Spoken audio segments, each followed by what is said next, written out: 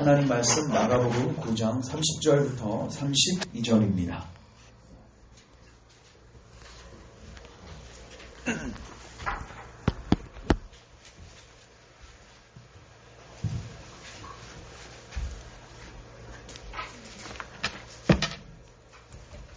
하나님 말씀 마가복음 9장 30절부터 32절 말씀 우리 교독하겠습니다.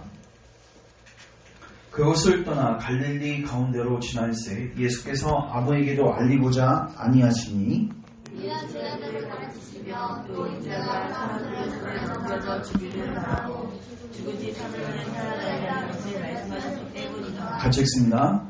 그러나 제자들은 이 말씀을 깨닫지 못하고 묻기도 두려워하더라. 아멘. 기도하겠습니다. 주님, 오늘도 주께서 우리에게 주신 이 귀한 수단 통해서 하나님의 은혜가 베풀어지고 우리 가운데 귀한 영적 깨달음들이 임하기를 원합니다. 주여 우리 심령 안에 말씀하여 주시고 깨닫게 하여 주시고 거듭나게 하여 주시고 갱신되게 하여 주시고 회개와 믿음으로 반응하게 하여 주시고 남은 생에 주님의 길을 걸어가는 주의 백성들 되게 하옵소서. 특별히 우리의 모든 여정이 정말로 정확한 천성을 향하여 달려갈 수 있도록 주께서 우리의 길을 지도하여 주시고 인도하여 주옵소서. 예수님의 이름으로 기도합니다. 아멘. 오늘은 마가복음 9장 30절부터 32절 말씀을 가지고 따라하겠습니다. 성경대로 죽으시고 부활하신 주. 성경대로 죽으시고 부활하신 주. 이 제목 가지고 주님의 말씀 증거합니다. 저희가 한동안 철육점 유학판을 가지고 유학 설교를 했습니다. 이걸 통해서 우리는 우리 신앙의 여정이 자의적으로 해서는 안 된다는 것을 살폈습니다. 예수도 내 마음대로 믿고 신앙생활도 내 마음대로 해서는 정확한 천성에 도달할 수 없습니다. 우리는 성경의 지침을 받아야 됩니다. 왜 예수님께서 많은 사람들이 그 나라의 천국에 들어가지 못하고 예수님께 버림받는지 그 이유를 설명하는지를 잘 생각해 보십시오. 그들은 심지어 사역자까지도 있었는데 그들은 자의적으로 믿고 자의적으로 신앙생활을 한 거예요. 철력적인 보면 마지막에 무지와 같았던 인물이죠. 주께서는 그 무지와 같은 사람들이 많이 발생할 것을 아시고 경고하신 겁니다. 너희들도 끝에 정말로 예수님을 만날 수 있을지 아니면 예수님께서 불법을 행하는 자들아 내게서 돌아서 떠나라. 이런 무서운 선언을 들을지를 자기 자신을 점검해 보라는 거예요. 그리고 샛길로 가지 말고 주님께서 제정하신 정확한 길로 가라고 주께서 말씀해 주시는 겁니다. 그럼 우리가 왜 이 철력정을 갑자기 넘어왔었냐면요. 9장 29절에 이 한 구절 때문에 사실 저희가 한 8주나 한 9주 정도째 설교한 것 같은데 29절 보면 이르시되 기도 외에 다른 것으로는 이런 종류가 나갈 수 없느니라. 그러니까 예수님께서 지금 8장부터는 완전 이제 분기점인데 다시 한번 이제 마가복음 오랜만에 돌아왔으니까 제가 좀 전반적인 내용을 설명하면 1장부터 8장까지 어떤 내용이었냐면 예수님은 누구신지에 대해서 계시하여 주셨어요. 예수님의 성품, 예수님의 인격, 예수님의 마음, 예수님의 능력 다 볼 수 있습니다. 그리고 예수님께 나아가는 믿음이 뭔지 이걸 우리가 중점적으로 살폈습니다. 예수님께 거저 나아갔던 수많은 사람들의 증언을 통해서 그들의 행적을 통해서 예수님을 믿는 게 뭔지를 우리가 살폈습니다. 그리고 이제 예수님은 제자들에게 물으시죠. 너희는 나를 누구라 하느냐. 왜 이 질문을 하셨냐면 여기에 그 사람들의 생명이 걸려있기 때문입니다. 예수님을 누군지 알아보고 예수님께 나아간 자만 생명을 누릴 수 있고 예수님이 누군지 제대로 못 알아보면 예수님께 나아가지 않겠죠. 그러면 영원히 멸망당해요. 그래서 예수님은 가장 인생에서 중요한 질문을 던지셨습니다. 그리고 이제 그들에게 순환을 예고하셔요. 예수님이 누구신지를 알려주셨을 뿐만 아니라 이제 예수님께서 궁극적으로 하시고자 하는 일들을 이야기하시는데 그 핵심이 뭐예요? 예수님께서 십자가에 죽으시고 부활하신 일을 이야기하셨습니다. 8장. 근데 이제 제자들의 이제 믿음이 약해질 수 있죠. 왜요? 자기는 그런 그런 메시아를 고대하지 않았거든요. 근데 예수님이 이제 곧 죽으신단 말이에요. 그래서 9장 앞부분에 보시면 변화산상에서 자기의 영광스러운 모습을 보이시면서 너희들도 이런 부활체로 나중에 변화될 것을 예고하시는 거죠. 그러니까 우리가 겪고 있는 고난과 환난은 영광을 위한 고난과 환난이지 고난으로 환난으로 끝나는 게 아니라는 거예요. 예수님. 그래서 제자들을 독려하시는 거죠. 예수님이 죽으셨을 때 그들이 믿음이 없어 예수님을 완전히 떠나가지 않도록 그들에게 안전장치를 해놓으신 겁니다. 그리고 내려왔어요. 내려왔는데 제자들이 하나님의 능력을 믿음이 없어서 제대로 발휘하지 못하고 있는 상황들을 보고 있습니다. 그때 예수님께서 뭐라고 말씀하세요? 너희들이 이렇게 된 이유는 뭐하지 않아서다? 기도하지 않아서다. 왜냐하면 지금까지는 너희들이 잘 사역해 왔지만 지금 너희가 맞닥뜨려 있는 이 상황은 더 많은 기도와 더 많은 금식과 하나님의 은혜와 능력이 필요한 때이다. 제가 이 구절 속에서 지금 현 상황을 보자는 거였어요. 지금 얼마나 많은 교회가 구원의 도를 모른 채로 참된 구원의 가르침을 모른 채로 체험도 하지 모른 채로 무지와 같은 사람이 얼마나 교회에 많은가, 얼마나 성령님의 은혜가 필요한가, 이거를 보여주기 위해서 제가 몇 주간 철력정 설교를 했던 것입니다. 여러분들 안에 이런 유가 필요하다는 동의가 서시거든 이제는 기도와 금식의 자리로 같이 나아갔으면 좋겠습니다. 이제 예수님은 30절부터 32절에 다시 한번 예수님의 죽음과 부활을 두 번째로 말씀하십니다. 자, 우리 30절 같이 한번 읽겠습니다. 시작. 그곳을 떠나 갈릴리 가운데로 지날새 예수께서 아무에게도 알리고자 하시니.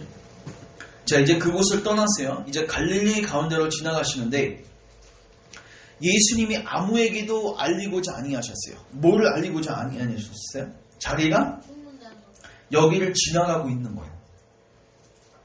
방해받고 싶지 않았다는 겁니다. 딱 누구하고만 있어요? 제자들. 그래서 31절 그 이유가 나와 있어요. 왜 자신의 위치와 자신의 어떤 프라이버시를 왜 이 순간에 지키기를 원하셨는가? 자기가 집중하고 싶은 일이 있었습니다. 그게 바로 31절인데 같이 읽습니다. 시작. 이는 제자들을 가르치시며 또 인자가 사람들의 손에 넘겨져 죽임을 당하고 죽은 지 3일 만에 살아나리라는 것을 말씀하셨기 때문이다. 자, 빨간색을 보시면 뜰었다. 가르치시며 말씀하셨기 때문이다. 그 이유 때문에 방해받고 싶지 않았던 거예요. 그러니까 예수님 입장에서는 이 31절에서 지금 제자들에게 가르치시고 제자들에게 말씀하신 이 내용이 중요해 안 중요해요? 엄청 중요한 내용입니다. 이게 복음의 핵심이고요. 사실 제자들이 이 복음의 메시지 때문에 살게 되는 거고요. 중요한 거는 이 제자들은 누구예요? 앞으로 교회를 세울 기둥들이에요. 맞죠? 교회를 세울 초석을 다질 사람들이란 말이에요. 그러면 그들이 교회를 어떻게 세우는가? 바로 이 메시지로 세우게 됩니다. 제가 초록색으로 줄친 이 메시지로 교회를 세우게 됩니다. 여러분 초록색 글씨 이 부분 읽으시면서 무엇을 느끼십니까? 1번 너무나도 당연하다. 이렇게 생각되십니까? 당연하죠. 예수님께서 죽으시고 3일 만에 부활하신 거. 근데 또 느끼시는 게 있을 거예요. 이 당연한 것이 왜 가르쳐지지 않고 있는가? 예수님은 반복적으로 가르치시는데 언제까지 가르치세요? 죽고 부활하신 다음에 찾아오셔서도 이거 가르치세요. 성경을 다 찾아가시면서. 아니나 다를까 제자들도 나중에 교회 세울 때 뭘 가르쳐요? 요거를 가르칩니다. 고린도전서 2장에 보면 사도 바울은 나는 고린도 교회에 있을 때 그들이 예수님의 십자가의 죽으심과 부활을 알게 하기 위해서 모든 정성을 다 쏟았다고 고백하고 있어요. 그의 사역의 포커스는 예수님의 십자가의 죽으심과 부활이었습니다. 여러분 이 메시지는요. 기독교 처음 들어올 때 세례받을 때 정도 언급하는 메시지가 아니란 말이에요. 이거는 언제요? 우리가 처음부터 끝까지 붙들고 있어야 할 메시지입니다. 그러면 왜 이게요? 왜 선포되지 않을까요? 제가 그 원인을 분석해 볼게요. 왜 선포되지 않을까요? 왜요? 이거 설교하면요 이렇게 반응하거든요. 또 십자가예요? 너무 뻔한 얘기 아니에요? 바로 그렇게 반응하는 게 뭐냐면요, 복음을 미련하게 보는 겁니다. 복음이 누구에겐 미련하게 보일까요? 예? 자기가 영적으로 뭐가 필요한 줄을 모르는 사람들을 미련하게 보입니다. 그러나 자기가, 우리가 천리역정에서도 살폈지만 자기의 죄의 문제, 자기의 영원한 심판의 문제를 진정으로 고민하고 진정으로 깨닫고 각성하기 시작한 자들은요, 여러분 이거야말로 희소식이고 이거야말로 생명이고 이거야말로 평생 붙들어야 할 메시지입니다. 이거 죽어서도 붙들 메시지이죠. 여러분 죽어서 뭐 붙들고 가시겠습니까? 복음 붙들고 가야죠. 근데 오늘날 필요성도 모르니 이거 얘기하면 미련하게 보이는 거예요. 유대인에게는 복음이 증거되어졌을 때 미련하게 보였죠. 맞죠? 자기 입맛에 맞지 않다. 오늘날 동일한 상황입니다. 그러나 사도 바울은 미련하게 보이든 지혜롭지 않게 보이든 간에 자기는 예수 그리스도의 십자가의 죽으심과 부활만 증거했습니다. 근데 그게요, 하나님께서 구원을 주시기로 작정된 자들에게는 하나님의 능력으로 다가와요. 이거야말로 진짜 이 소식이죠. 우리가 지난 시간에 죽음의 강을 살폈죠. 벌써 2019년도가 다 갔습니다. 이제 1년 금방 갔죠. 이렇게 1년 금방 갑니다. 이렇게 10년 금방 갑니다. 10년 금방 가는 걸 동의하세요? 너희는 잘 모르겠다. 아직 한 10살밖에 안 됐습니다. 좀 있으면 군대 안 됩니다. 순식간에 가요. 이렇게 죽는 거예요. 여러분 살 날 얼마 안 남았어요. 여러분 10년 후에 여러분들이 이 세상에 있을까 없을까요? 아무도 모릅니다. 10년 너무 멀다. 5년. 우리는요, 교회는요, 가장 중요하고 본질적인 문제를 다뤄야 돼요. 우리 죽음의 문제. 근데 이 죽음의 문제를 예수님께서 단번에 해결하셨다는 게 복음의 핵심입니다. 그래서 예수님은 제자들에게 십자가에 죽기 전에도 반복적으로 가르치셨고, 죽으신 다음에, 부활하신 다음에도 반복적으로 가르치셨고, 사도들도 동일하게 이거를 가르칩니다. 자, 이제 세부적으로 살핍니다. 첫 번째, 따라하겠습니다. 따라합니다. 예수님의 십자가의 죽으심과 부활은 성경의 핵심입니다. 루터가 이런 말이죠. 성경을 짜면 뭐가 나온다? 예수님의 피가 나온다. 이렇게 표현했어요. 루터는 하나님의 은혜를 선명하게 이해했던 사람입니다. 근데 그가 성경책을 짜면, 진짜 짜지 마십시오. 짜면은 뭐가 나온다? 예수님의 피가 나온다. 실질적으로 예수님께서 이렇게 말씀하셨어요. 들으십시오. 요한복음 5장 39절. 너희가 성경에서 영생을 얻는 줄 생각하고 성경을 연구하거니와. 그들은 성경을 연구했습니다. 읽는 정도가 아니라 연구했습니다. 왜요? 영생을 얻으려고. 근데 예수님이 이렇게 말씀하세요. 근데 이 성경이 곧 내게 대하여 증거한다. 그때 성경은 무슨 성경이에요? 구약 성경이에요. 너희가 영생을 얻으려고 구약 성경 계속 찾아 읽으면서 연구하고 하는데, 그러면 어디에 도달해야 돼요? 예수님께로 기결되고 도달돼야 되는데 예수님 알아보지 못하는 거예요. 그러니까 예수님 그들이 지금 성경을 헛되게 연구하고 있다고 이야기한 거예요. 그러니까 우리가 예전에 여러분 신앙생활 열심히 하신 분들 중에서 큐티도 열심히 하고 말씀도 열심히 읽는데 예수님에 대해서도 잘 모르고 예수님하고 교제가 열리지 않는 거, 뭔가 문제가 있는 거예요. 여러분 성경을 누가 쓰셨죠? 하나님 쓰셨죠. 여러분 책을 읽을 때는 저자의 뭐에 맞게 읽어야 돼요? 의도를 알고 읽어야 돼요. 성경 왜 주셨어요? 누구 만나라? 예수님 만나라. 이거 하나 찾겠어요. 요한복음 5장 46절 47절.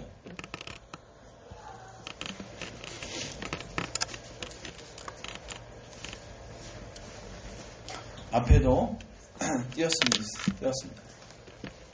자, 46절 같이 읽습니다. 시작. 모세를 믿었더라면 어떤 나를 믿었으니 이는 그가 내게 대하여 기록하였으니라. 따라서 모세를 믿었으면 모세를 믿었으면 나를 믿었을 것을. 이게 뭐예요? 유대인들이 하는 말이에요.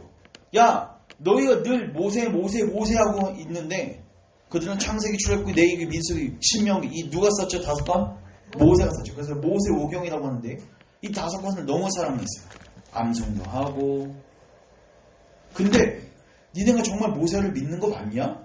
왜요? 모세를 믿었으면 반드시 누구를 믿게 돼 있어요? 예수님. 나를 믿었으리니. 왜요? 이는 그가 누구예요? 모세가 누구에 대하여? 예수님에 대하여 기록하였다는 거예요. 아니 창세기, 출애굽기, 민수기, 레위기, 신명기, 마태마가, 누가, 요한 이것뿐만 아니라 구약 성경에 나와 있는 모든 내용을 읽으면 기결이 어떻게 돼야 돼요? 아, 예수님 믿어야겠다.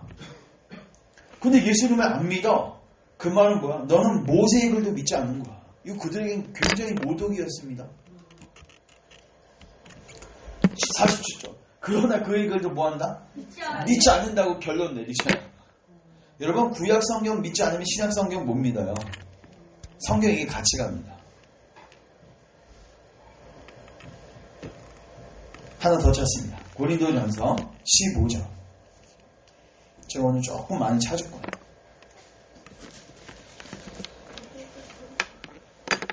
고린도전서 15장 1절에서 4절. 앞에 보셔도 됩니다. 제가 천천히 묵상하면서 읽겠습니다. 형제들아, 내가 너희에게 전한 복음을 너희에게 알게 하노니. 바울은 그들에게 뭐를 전했죠? 복음.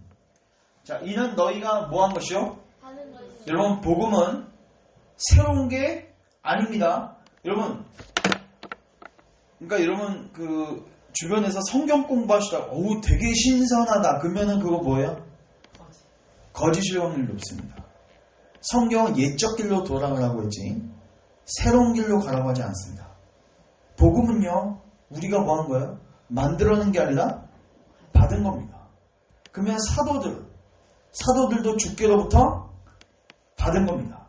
아까 지금 사도들이 누구에게 받는 장면이었어요? 오늘 본문이 예수님께로부터 복음의 핵심을 받는 장면이었고, 사도들은 그 받은 것을 또한 전수시켜주는 거예요. 그러니까 교회는 새로운 걸 가르칠 필요가 있어요? 없어요? 없어요. 늘 동일한 메시지입니다. 자, 근데 이는 너희가 받을 뿐만 아니라 그 가운데 뭐 한 거다? 단순히 받은 게 아니라 그 위에, 그 반석 대신 그리스도 위에 너희들이 견고하게 선 복음이라는 거예요. 그런데 너희가 만일 내가 전한 그 말, 여기서 복음을 뭐라고 표현했어요? 말. 왜요? 복음은 말로써 증거되어집니다. 그 말을 굳게 지키고 헛되이 믿지 아니하였으면 그로 말미암아 구원을 받으리라. 자, 3절 같이 한번 읽습니다. 시작. 이는 성경대로 그리스도께서 우리 죄를 위하여 죽으시고 장사 지낸 바 되셨다가 성경대로 사흘 만에 다시 살아나사. 자, 여기 보세요. 내가 받은 거, 바울도 받은 겁니다. 바울도 받은 것을 전해줬는데, 그러면 그 본인이 받았고 본인이 증거했던 메시지 핵심이 뭐냐는 거예요. 뭐예요? 성경대로 예수님이 뭐 하셨고? 죽으셨고, 성경대로 뭐 하셨고? 살아나셨습니다. 그냥 죽고 살아나셨으면 이게 아니라 뭐대로? 성경대로. 성경대로. 성경 무슨 성경이에요? 구약 성경이에요. 여러분, 이게 사도들이 복음을 증거했던 방식입니다. 사도들은요, 회당에 들어가서 이 방식을 통해서 복음을 증거했어요. 그때마다 하나님의 능력이 나타났습니다. 그러면 동일하게 여러분들이 예수님을 믿을 수 있기 위해서는 이 방식이 오늘날에 동일하게 적용되어야 됩니다. 저는 제가 확실히 알아 이걸. 제가 예전에는 막 신앙적 체험도 있었고, 뭐 꿈도 꿨고, 뭐 환상도 받고 있었습니다. 근데 그 신앙 베이비 신앙입니다. 체험했다가 한 일주일만 지나면 확 꺾여버려요. 그 체험을 또 찾아요. 이게 이렇게 돼요. 근데 제가 성경을 통해서 그리스도를 보고 구약 성경에 있는 예언이 예수님을 통해서 성취되어졌고 성경대로 그리스도께서 죽으셨고 성경대로 부활하신 것을 성경 전체를 통해서 확인하는 작업을 할 때 마치 베레아 성도들이 확인했던 것처럼 확인 작업을 할 때 제 안에 마음이 뜨거워짐을 느낍니다. 제자들이 그렇게 해서 마음이 뜨거워졌어요. 누가복음 24장. 주께서 오셔서 그들에게 모세오경과 시편과 구약에 가르친 모든 선지자의 글들을 통해서 예수님을 증거하셨습니다. 그때 거기에 보면요, 제자들의 마음이 뜨거워졌고 그들의 눈이 열리게 됩니다. 왜 여러분들에게 그리스도에 대한 믿음이 잘 생기지 않을까요? 성경의 방법을 따라가지 않아서요. 실질적으로 제가 예전에 새벽기도 됐을 때 사도행전 쭉 보는 기간이 있었는데 제가 보면서 놀랐던 게 거기 수많은 사도들의 설교가 기록되어 있습니다. 요약되어져서. 설교가요. 굉장히 심플합니다. 그리고 내용상으로 대동소이합니다. 어디를 회중이 바뀌면 설교가 바뀌어야 되잖아요. 또 설교자가 바뀌면 좀 바뀌어야 되는데 베드로에서 바울로 바뀌든 회중이 바뀌든 메시지는 똑같아요. 성경대로 죽으시고 성경대로 부활하셨습니다. 근데 그 메시지가요. 왜 지겹게 왜 똑같이 들어야 되냐면요. 그 여러분들의 본질적 문제를 죽음의 문제를 해결하기 때문에 그렇습니다. 그래서 첫 번째 저희가 살핀 내용 예수님의 십자가의 죽으심과 부활은 따라 성경의 핵심입니다. 성경을 짜면 뭐가 나온다? 예수님의 피가 나온다. 자, 그럼 이제 오늘 제가 간략하게만 정말로 성경대로 예수님이 죽으시고 부활하셨는지 그 구약 성경을 제가 먼저 소개를 하겠습니다. 잠시만요.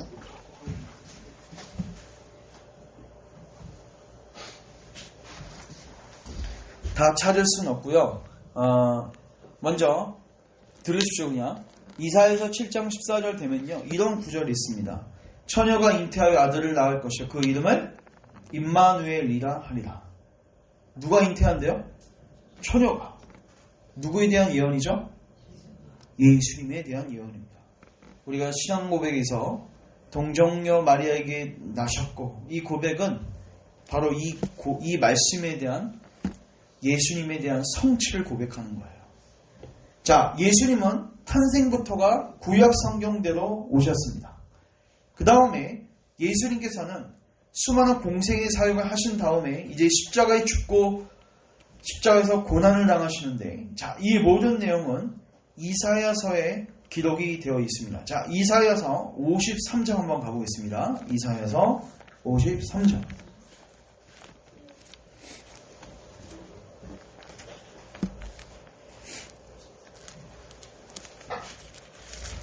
이사야서 53장.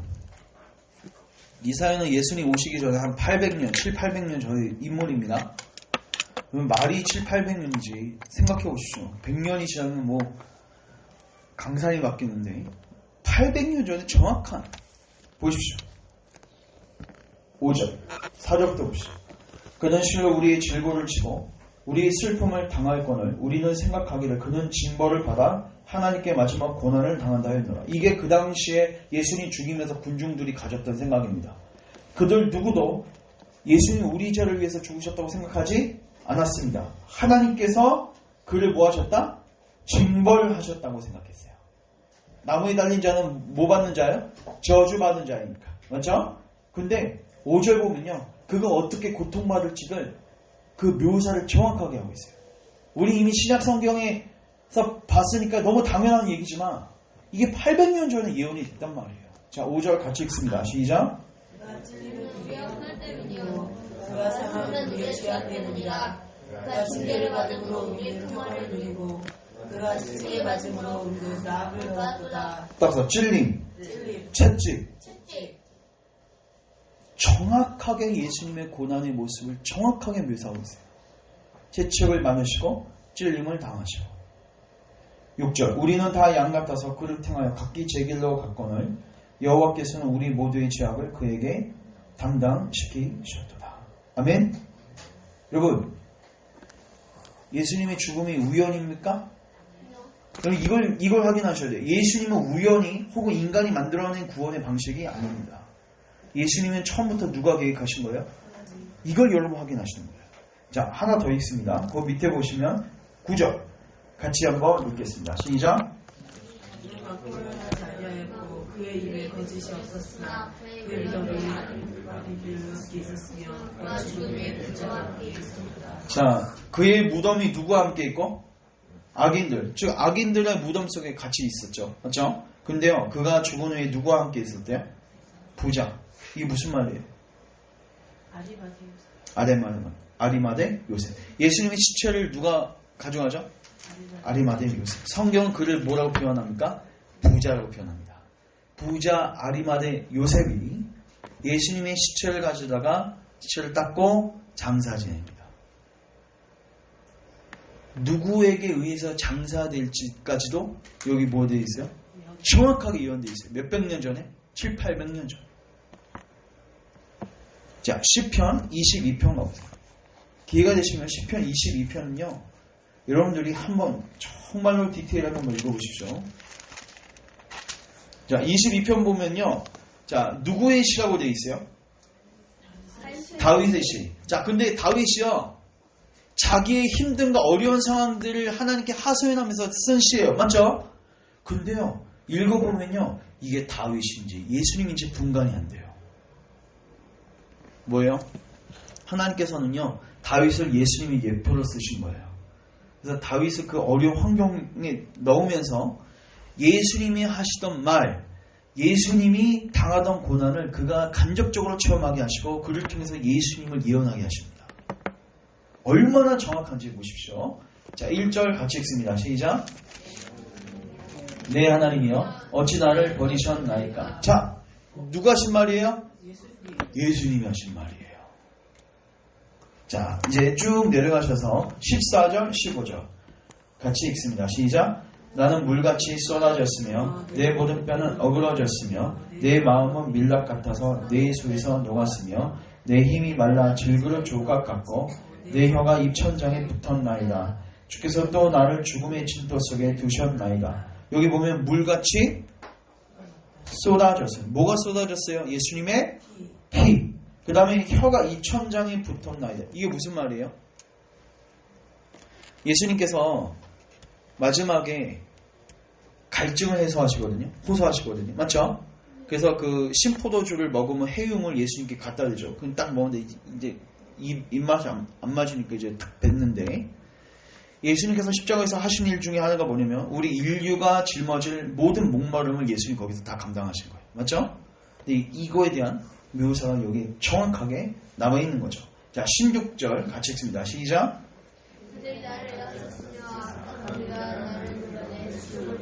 따라합시다. 내 수족을 찔렀나이다. 정확하게 손과 발을 찔렀어요? 안 찔렀어요? 악한 무리가 애워쌌어요? 안 쌌어요? 쌌죠. 자, 17절. 내가 내 모든 뼈를 셀 수 있나이다. 그들이 나를 주목하여 보고 내 겉옷을 나누며 속옷을 모았다. 이 예수님에게 대한 예언이거든요. 여러분, 예수님 당시에 그 병정들이요, 예수님 속옷 갖고 제비 뽑죠. 그들이 이렇게 생각했겠죠. 우리의 농담을, 우리의 재미삼아 하는 일이라고. 근데요, 인간이 아무리 미쳐서 날뛰고 해도 하나님의 절대 주권 넘어갈 수 없습니다. 하나님의 절대 주권 속에서 일어나요.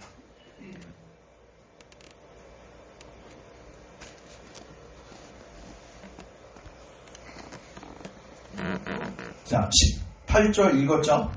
18절 읽었고, 자, 그 다음에 요거는 하나만 더 봅시다. 요한복음 19장. 제가 오늘 좀 많이 찾는다고 했죠. 왜요? 사도들이 이렇게 복음 전했습니다. 어떻게 보면 제가 사도도 흉내내는 건데, 사실 이렇게 복음 전해야 돼요.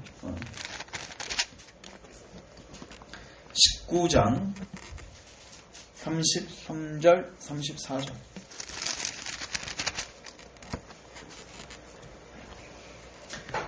예수께 이르러서는 이미 죽으신 것을 보고 자, 이 31절부터 봅시다. 이날은 준비일이다. 준비일이 무슨 준비일이에요?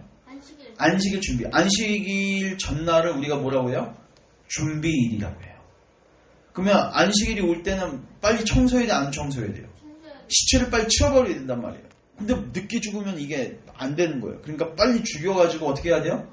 빨리 치워야 돼요. 그래서 이날은 준비일이라. 유대인들은 그 안식일이 큰 날이므로 그 안식일의 시체들을 십자가에 두지 아니하려 하여 빌라도에게 그들의 다리를 꺾어 시체를 뭐 해달라요? 치워달라죠. 근데 군인들이 가서 예수와 함께 못 박힌 첫째 사람과 또 그 다른 사람의 다리를 뭐예요? 꺾어요. 그 예수님도 꺾어야 되는데 예수께 이르러서는 이미 죽으신 것을 보고 다리를 뭐하지 않아요? 꺾지 않습니다.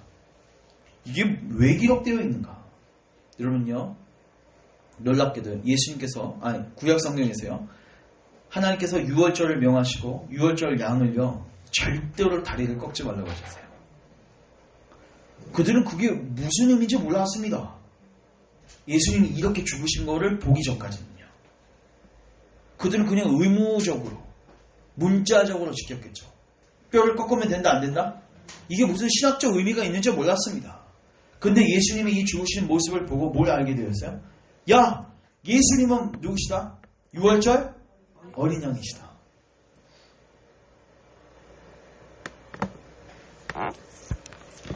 이거 말고도 수많은 규례들이 있습니다. 여러분 이거 보시면서 무엇을 느끼십니까? 예수님은 4대 성인 중에 한 분이십니까? 예수님은 마호메트나 예수님은 부처나 이런 종류의 분이십니까? 아닙니다. 여러분 예수님은요 성경대로 죽으신 분이십니다. 하나님이 뭐 하신 대로? 예언하신 대로 죽으신 분이세요. 그러니까 누가 보내신 메시아예요? 하나님이 보내신 메시아예요.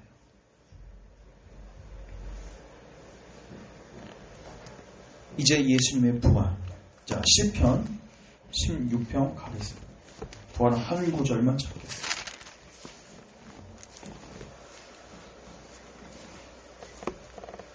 역시 누구의 시일까요? 다윗의 시입니다. 잘 보십시오. 8절.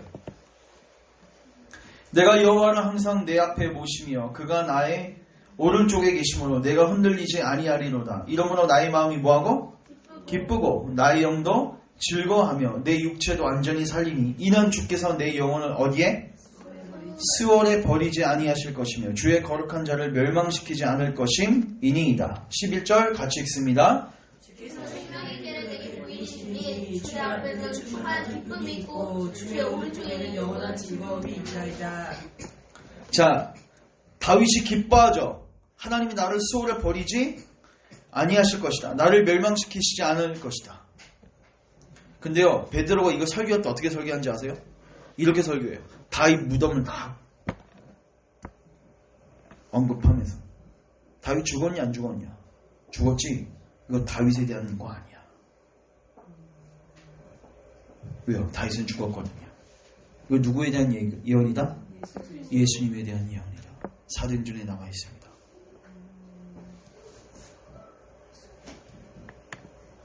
여기서 10절에 이는 주께서, 이 준 누구세요? 성부 하나님. 그래서 내 영혼은 누구세요? 성자 예수 그리스도. 성부 하나님은 예수님을 죽음에 묶여주지 않게 하셨습니다. 사망에서 그를 다시 살리셨고 거룩한 자를 멸망시키지 않으셨습니다. 우연히 부활하셨나요? 아니죠? 성경대로 부활하십니다. 따라서 성경대로 죽으시고 성경대로 부활하셨습니다. 여러분 이거를 제가 이 증거들을요 대면 수도 없이 될 수 있는데 시간 관계상 이것만 되는데 결국 이겁니다. 예수님만 하나님께서 우리에게 주신 유일한 메시아라는 거예요. 예수님은 우리의 구원의 소망이십니다.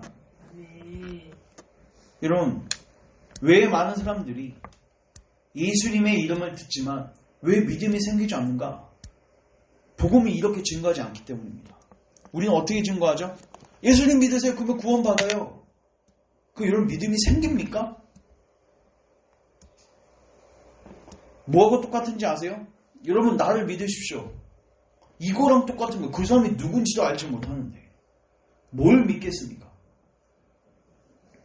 먼저 여러분들이 정확하게 믿으셔야 되고 여러분들이 전도하실 때에도 이 방식으로 전도하셔야 돼요.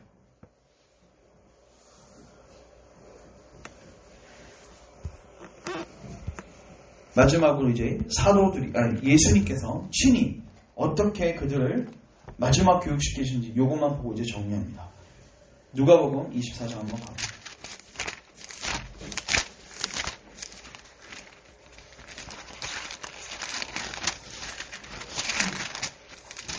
기회가 되면 정말 언약 신학이나 이런 것들을 나중에 한번 살피려고 합니다. 24장 한번 가보시면은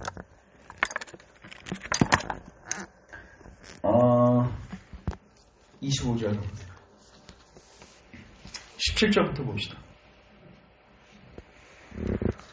15절 그들이 서로 이야기하며 문의할 때 예수께서 가까이 이르러 그들과 동행하시나 그들의 눈이 가려져서 그인 줄 알아보지 못하고 예수님을 알아보지 못합니다. 당연히 죽었다가 살아난 것을 어떻게 알 수 있겠어요? 예수께서 이러시되 너희가 길 가면서 서로 주고받는 이야기가 무엇이냐 하시니 두 사람이 슬픈 빛을 띠고 머물러 섰더라. 당연히 슬퍼 안 슬퍼요? 왜 슬펐을까요? 스승을 잃은 슬픔 1번 이것도 있죠? 네, 두 번째 예수님의 부활을 결국 못 믿으면요 인간이 가장 큰 딜레마 사망의 문제가 여전히 남아있는 거예요. 그걸 잊고 살 뿐이지 사실 그 문제가 해결되지 않으면 인간은 결국은 슬플 수밖에 없습니다. 자, 그래서 이제 예수님께서 뭐 하시는지 보십시오. 25절 이르시되 미련하고 선지자들이 말한 모든 것을 마음에 뭐한 자요? 더디 믿는 자들이요. 선지자들이 말한 모든 것을 선지자들은 구약 선지자들이죠. 그들이 늘 얘기했던 예수님 그들이 늘 얘기했던 예수님의 죽으심과 부활을 마음에 더디 믿는 자들이요. 그리스도가 이런 고난을 받고 자기의 영광에 들어가야 할 것 여기서 영광은 부활이죠. 들어가야 할 것이 아니냐 하시고 자 27절 같이 읽습니다. 시작. 이에 모세와 모든 선지자의 글로 시작하여 모든 성경에 쓰인 자기에 관한 것을 자세히 설명하시니라. 자기에 관한 것을 대충 설명하셨어요? 자세히 설명하셨어요? 그럼 자세히 설명하는 게 필요해 안 필요해요? 필요하죠. 주께서 그렇게 하셨다. 그럼 여러분들은 자세히 공부하는 게 이 부분에 대해서 유념하는 게 필요해 안 필요해요? 히브리서 보면 들은 것에 유념하라고 되어 있어요. 자, 그렇게 되니까 어떻게 되는지 아세요? 32절 같이 읽습니다. 시작. 그들이 길에서 우리에게 말씀하시고 우리에게 성경을 풀어주실세 우리 속에서 마음이 뜨겁지 아니하더냐 하고 그때서야 그들 안에 뭐가 생겼습니까? 진정한 믿음이 생겼습니다. 예수님은 개 죽음 당한 게 아니구나. 예수님은 죄수 없어서 죽은 게 아니시구나. 예수님은 하나님이 보내신 메시아가 맞다. 성경대로 오시고 성경대로 부활하셔서 이 말이 즉슨 여러분들의 가장 큰 난지 죽음과 사망의 문제를 해결할 방법이 있다 없다? 있다는 것입니다. 있다는 것입니다. 사랑하는 형제 자매 여러분, 여러분들은 2019년도 얼마나 성경을 읽어주셨습니까? 그리고 얼마나 그리스도를 알아가기에 힘쓰셨습니까? 이제 우리는 이 부분을 점검해야 돼요. 그리고 2020년도에 이 부분에 대해서 제가 이제 교육을 시킬 생각입니다. 저희가 이제 주일 오전에는 그 신앙고백서로 제가 교육을 시켰는데 하이델베르크 한번 했고 이제 웨스트 소일리도 이제 거의 끝나가는데 이거 끝난 다음에는 한번 제가 성경신학적으로 접근할 겁니다. 지금까지는 다 조직신학적으로 접근한 거예요. 주제별로 접근한 거는 뭐 신론, 구원론, 그리고 인간론, 죄론 막 이런 식으로 주제별로 접근한 거라면 이제 한번 창세기부터 쭉 해가지고 언약신학적으로 그리고 성경신학적으로 여러분들에게 도와드리려고 합니다. 근데 사실 이 방식이 예수님이 전도하셨던 방식이고요. 제자들의 마음이 뜨거워졌던 방식이고요. 사도들이 복음을 증거했을 때 회심이 일어났던 방식입니다. 베레아 성도들이 늘 이런 식으로 말씀을 보았던 방식이에요. 그래서 여러분들이 정말로 성경을 통해서 예수님을 만나시고 확신 가운데서 그 예수님을 확신하면 확신할수록 여러분들의 사망의 문제가 작게 보이게 될 겁니다. 죽음을 맞닥뜨릴 수 있는 용기가 생길 겁니다. 진정한 해방이 뭔지를 깨닫게 될 겁니다. 여러분들 이 기회를 놓치지 마십시오. 우리에게 어마어마한 복음이 주어진 겁니다. 사도들은 이 확신이 있었기에 죽음 가운데서도 죽는 것이 유익하다고 고백할 수 있는 이빨은 헛된 고백이 아니었습니다. 그들은 그 마음 중심으로부터 나온 고백이었어요. 예수님이 정말로 그들의 반석인 것을 알았기 때문에 여러분들도 정말 성경을 통해서 예수님을 정말 하나님 우리에게 주신 반석임을 깊이 깨닫고 그 예수님 안에서 평안 누리시기를 주님의 이름으로 축원합니다. 기도합시다. 주님, 기독교의 중추적 메시지, 핵심 메시지인 예수님의 십자가의 죽으심과 부활을 오늘 간략하게나마 살폈습니다. 우리 사랑하는 교우들, 이제 2019년도 남은 한 달, 그리고 또 2020년도에 이 성경을 통해서 예수님 깊이 알아가게 하옵소서. 우리가 이 성경을 볼 때 주님 우리 속에 자세히 설명하여 주십시오. 우리가 깨달을 수 있도록 자세히 설명하셔서 우리의 마음이 뜨거워지고 예수님이 누구신지 알아보고 예수님께로 나아가 진정한 구원을 향유할 수 있도록, 그리고 남은 생에 슬픈 빛을 가지고 사는 것이 아니라 소망을 가지고 기쁨을 가지고 즐거움을 가지고 살아갈 수 있도록 주님 우리 가운데 일하여 주옵소서. 예수님 안에 정말로 세상이 줄 수 없는 산소망이 있습니다. 그 소망 갖고 살아가게 하옵소서. 예수님의 이름으로 기도합니다. 아멘.